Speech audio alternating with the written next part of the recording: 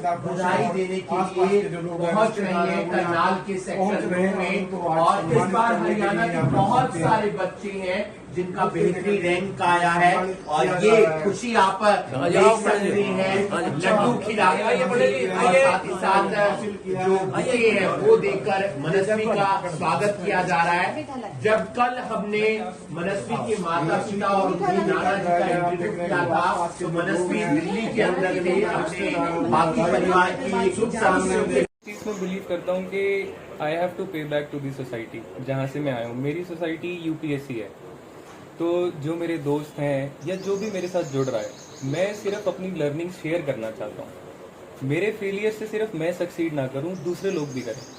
मेरी मम्मा हमेशा ये कहती हैं कि नई गलती करने से मत डरो, गलती रिपीट मत करो। तो जो मैंने करी है मेरे दोस्त वो ना करें, मेरी सिर्फ इतनी ही इच्छा है। तो इसीलिए I want to give back to the society. English medium था आपका? हाँ जी। अब कुछ एक आता ऐसा सवाल जो आम पब्लिक के लिए हो, जो इंटरव्यूअर ने पूछा हो आपसे, क्योंकि वो इंटरव्यू जब हम मॉक इंटरव्यू देखते हैं तो बहुत इंटरेस्टिंग सा लगता है, मजा आता है, कुछ जानने का मौका मिलता है। तो कुछ एक ऐसा सवाल जो मतलब आम पब्लिक के लिए अच्छा हो, उनके भविष्य में काम आ सकता हो, जो आप बता सकते हैं? सर नॉर्मल मेरा जो इंटरव्यू हुआ था उसमें कुछ ऐसे वाओ क्वेश्चन नहीं था, बट जो चेयरपर्सन थे उन्होंने मुझसे लास्ट में एक बात जरूर पूछी थी कि is there anything that you want to share about yourself. तो उसी मोमेंट पर मुझे समहाउ एक चीज क्लिक करी, जो फिलॉसफी मैं अपने बारे में हमेशा फॉलो करता हूँ। वो थी हिंदी में कि बाजी कभी भी पलट सकती है, हमें हमेशा तैयार रहना है। That is, you have to be persistent and consistent in your efforts. Whenever the opportunity comes, you have to grab it. If you do it, you will be successful. और इसके लिए सबसे बड़ा जो ये लर्निंग मेरी आई है, ये आई है महेंद्र सिंह धोनी से। तो ये क्रिकेटिंग एनालॉजी है जो मैं अपनी लाइफ में भी फॉलो करता हूँ सर। तो ये एक अपॉर्चुनिटी मुझे वहां पर मिली एक सवाल के तौर पर, तो मैंने शेयर करा, तो सर ने भी अप्रिशिएट करा। वो एक बेहतरीन मिल रहा है, क्योंकि आपकी बहुत सीनियर लोगों से बात हुई होगी, जो रैंक आया है।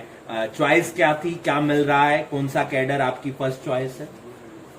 सर मिलेगा क्या ये तो समय में ही पता चलेगा, क्योंकि जो कैडर पॉलिसी होती है वो थोड़ी क्लियर नहीं है हमें, और मुझे थोड़ा एक्सपीरियंस भी इसमें कम है।